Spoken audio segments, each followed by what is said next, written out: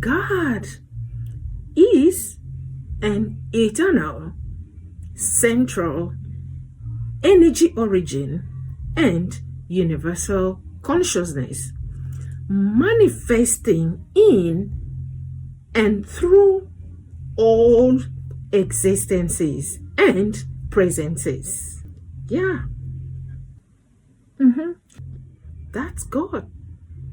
Because the issue of God could be likened unto the blind man and the elephant. You explain what you touch, how you feel over what you touch. So that's what I touch, and that's what I'm coming up with. Yeah.